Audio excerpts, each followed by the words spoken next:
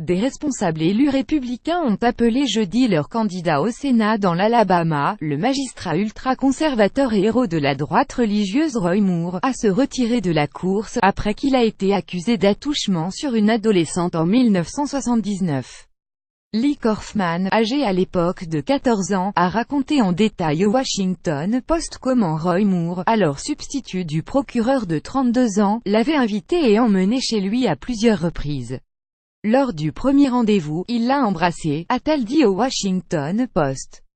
La deuxième fois, il lui a retiré son chemisier et son pantalon, et lui-même s'est déshabillé en sous-vêtements avant de la toucher à travers son soutien-gorge et ses sous-vêtements. Il aurait ensuite pris sa main pour tenter, en vain, de lui faire toucher son slip à lui.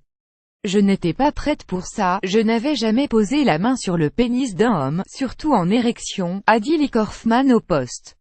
Roy Moore, 70 ans, marié et père de 4 enfants, a dénoncé dans un communiqué des accusations, complètement fausses, une attaque politique désespérée. Son équipe a relégué l'article au rang de « fake news ». Mais à un mois de l'élection sénatoriale de l'Alabama, le 12 décembre, les chefs républicains ne veulent prendre aucun risque, a fortiori avec un candidat auquel ils s'étaient opposés lors des primaires. Il doit se retirer, si ces allégations sont vraies, il doit se retirer, a déclaré le chef de la majorité sénatoriale, Mitch McConnell, tandis que de nombreux sénateurs républicains ont appelé le magistrat à se retirer sans attendre.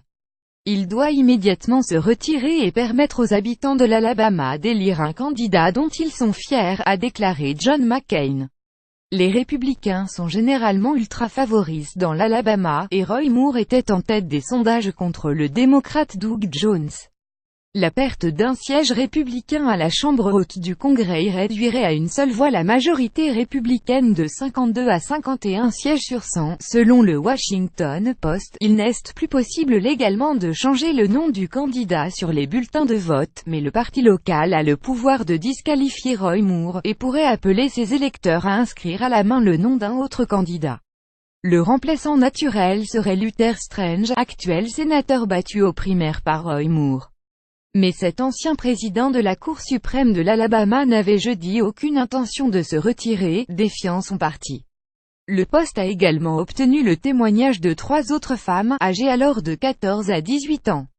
Elles ont raconté au quotidien que Roy Moore, toujours trentenaire, leur avait fait la cour, et de Denter elles ont été embrassées par le républicain.